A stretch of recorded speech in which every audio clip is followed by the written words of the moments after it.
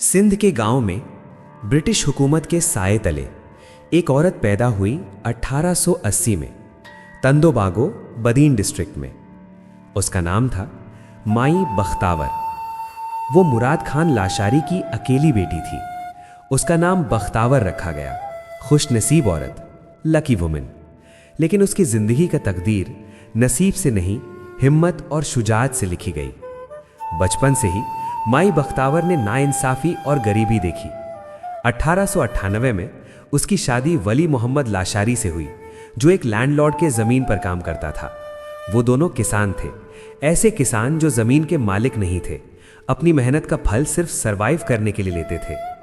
1940 के दौर में सिंध की 80% जमीन जमींदारों के कब्जे में थी। किसान को अपने फल का ज्यादा हिस्सा छोड़ना पड़ता, सिर्फ बचने के लिए कुछ रह जाता। 1930 में सिंध हारी कमेटी बनी ताकि जमीन और हकूक के लिए लड़ाई जा सके।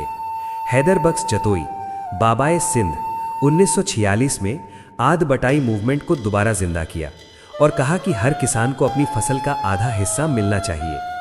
22 जून 1947 चौधरी सईदुल्ला, एक लैंडलॉर्ड, आर्म्ड लोगों के साथ फसल लेने आया।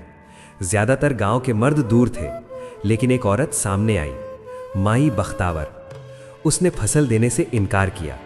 उसकी हिम्मत ने दुश्मनों को गुस्से से भर दिया और अफसोस के साथ उसको गोली मार दी गई। वो गिर गई, मगर खामोशी में नहीं, बल्कि शुजाअत में। उसकी मौत ने सिंध को हिला दिया। हैदर बख्श जतोई उसके घर गया, उसके खानदान के साथ खड़ा हुआ और उसकी कुर्बानी को जस्टिस का रैलीइंग क्राई बना दिया। लैंडलॉर्ड और उसके लोगों को सजा मिली और जमीन के कानून में तब्दीली आई। 1950 में सिंध टेनेंसी एक्ट पास हुई। किसान के हकूक कानून में तस्लीम हुए। आज भी उसका नाम जिंदा है। Mai Bakhtawar international airport, first cadet college for girls in Shaheed Benazirabad was also named after Mai Bakhtawar.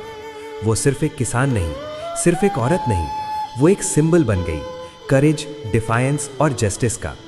माई बख्तावर लाशारी, 1880, 22 जून 1947। एक किसान, एक शहीद, जमीन की बेटी।